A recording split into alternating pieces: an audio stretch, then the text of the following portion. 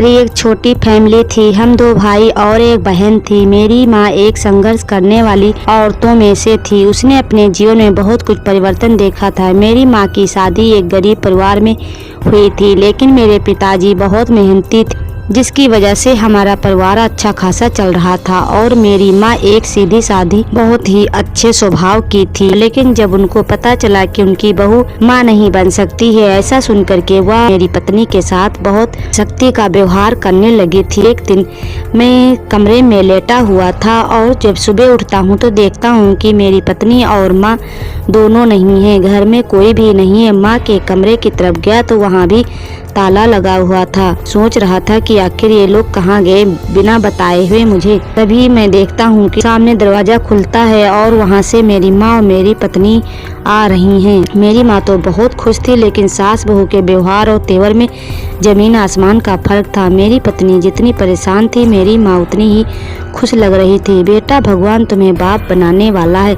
तुम जितना भगवान की धन्यवाद करोगे उतना ही कम है। मेरी माँ ने मेरे हाथ चूमकर यह बात कही थी तो मेरा दिल जोर से धड़क उठा था।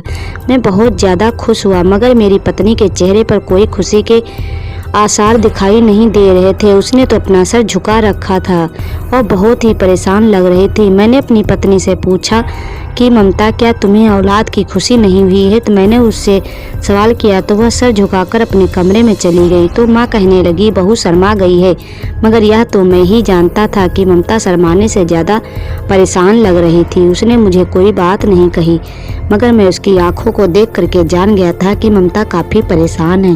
पर पत्नी ममता की वजह से दिल बहुत उदास हो गया था। मैं उसके कमरे में गया और देखा तो वह गुसल खाने में जा चुकी थी, मुझसे बात तक नहीं कर रही थी। थोड़ी देर बाद वह कमरे से बाहर आई। मैंने उससे पूछा कि क्या तुम्हें इस आने वाली औलाद की खुशी नहीं हुई है? तो वह कहने लगी, मैं बहुत खुश हूँ अशोक, आप बिना वजह ज़्यादा सोच विचार मत कीजिए। ममता की बात पर यकीन तो कर लिया था, मगर यह बात मेरे दिल को चुभ सी गई थी। मैं समझ नहीं पा रहा था ममता को क्या बात बुरी लग गई है और कौन सी बात अच्छी लगी है।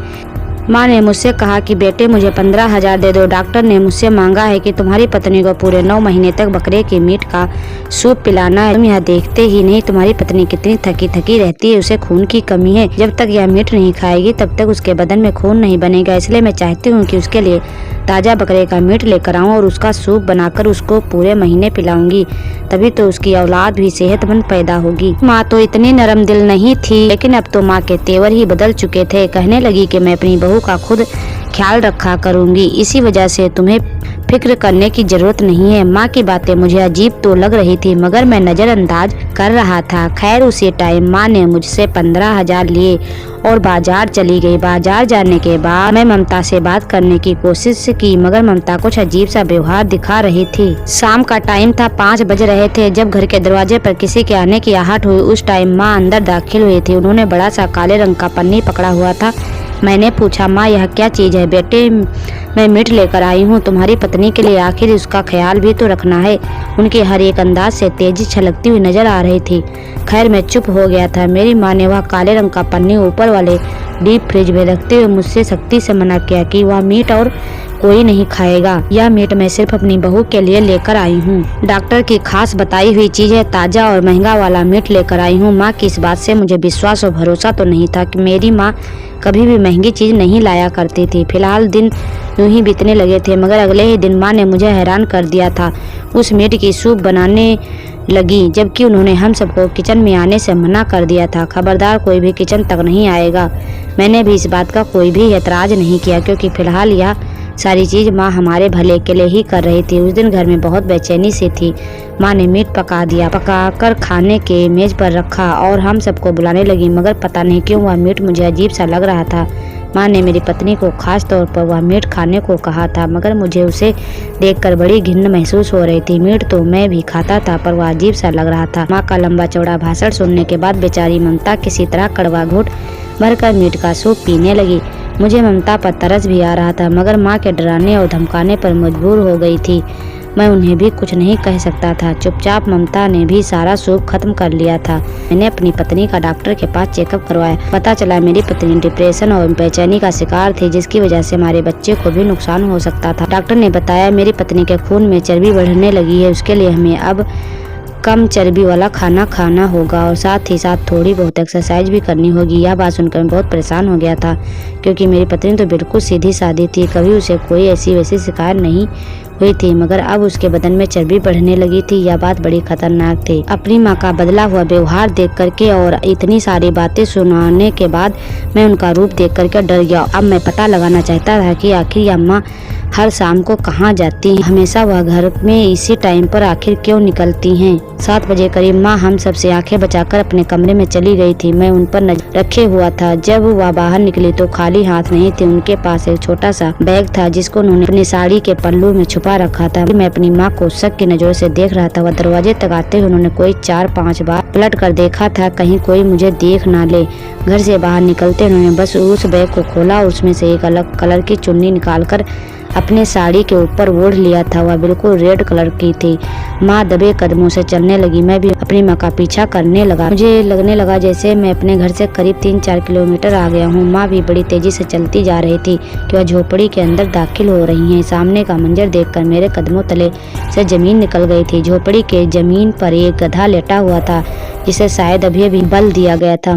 पहुंचते उस आदमी को बुलाया और कहा कि जल्दी से मुझे 5 किलो मीट इस पन्नी में डाल कर दे दो। बाकी का मीट मैं खरीद तो नहीं सकती, लेकिन तुम्हें उसके पैसा जरूर देकर जाऊंगी ताकि तुम्हारा नुकसान न हो। ने उस आदमी से कहा तो वह कहने लगा, कोई बात नहीं, आपने पहले भी मुझे 2 जानवरों का पैसा फालतू दिया है, तो माताजी मैं आपके लिए इतना तो कर ही सकता हूँ। आप आराम से और तसल्ली से लेकर जाइए और बाकी के मीट की चिंता छोड़ दीजिए। मुझे अपनी माँ पर गुस्सा आने लगा था। मैं जल्दी उस झोपड़ी पहुँच गया और तेज आवाज में माँ को बुलाया। मुझे देखकर माँ का रंग बिल्कुल फीका पड़ गया। मुझे देखकर हड़बड़ा गई। बेटा तुम यहाँ कैसे आए? फिलहाल उन्होंने अपने आप को काफी संभालते हुए और घबराते हुए काबू पाने की कोशिश कर रही थी, मगर मैं भांप चुका था। बेटा मैं तो यहाँ गधे का मीट देखने आई थी। मैं तो सिर्फ इसलिए आई थी कि मैं अपने कुत्ते के लिए मीट खरीदने आई हूँ।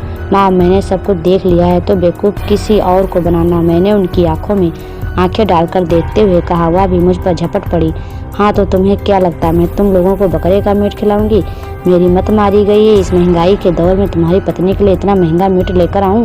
माँ की बातें सुनकर मेरा तो पारा चढ़ गया। क्या आपको भगवान से डर नहीं लगता? आपने जो भी कहा और किया उसकी उम्मीद आपसे बिल्कुल नहीं थी। मगर अजीब बात तो यह हुई कि जिस दिन हमारा बच्चा पैदा होना था उस दिन अस्पताल में मेरी माँ ने रोना धोना डाल रखा था। जब सब लोग माँ के पास पहुँचे तो वह अपना पाँव पकड़कर बैठी थी। उन्हें किसी जहरीले जानवर ने काट लिया था। अस्पताल में इतना जहरीला कीड़ा कहाँ से आया जिससे मेरी माँ का पूरा पाँव नीला पड़ गया था। इतना जहर फैल गया कि मेरी माँ के पाँव को ही काटना पड़ा, वरना शायद उनकी जान चली जाती। भगवान इंसाफ करने वाला है। जो कदम बुराई के लिए चल कर गए थे भगवान ने उन्हें सजा भी दे दी थी, मगर मेरी माँ को अभी भी अकल नहीं आई थी। वह कह रही थी यह सब तुम्हारे लापरवाही की वजह से हुआ है, जबकि मैं समझता हूँ कि भगवान का श्राप था मेरी माँ पर, क्योंकि वह एक मासूम सी जान के पीछे पड़ी हुई थी और अपने आप को न जाने वह क्यों शक्तिशाली बनाना चाहती थी और वह मेरे पहली औलाद को खा जाना चाहती थी। और यह सब वह किसी ढोंगी बाबा के कहने पर कर रही थी और यह सब अपने आप को शक्तिशाली बनाने के चक्कर में वह गलत रास्ते को अपना बैठी थी। मेरी माँ एक साहसी और मेहनती औरत तो थी, पर अब वह अपने आप को गलत रास्ते पर ले गई थी। मगर अगर मन की श्राप मुझे लगती तो और सजा मिलनी होती तो मेरा बच्चा सेहतमंद क्यों पैदा होता? शायद वह अपाहिज लंगड़ा लूला पैदा होता, लेकिन मेरा बच्चा तो बहुत खूबसूरत बहुत सेहतमंद पैदा हुआ था। भगवान की कृपा की उसने मुझे मेरे सब्र का फल दे दिया।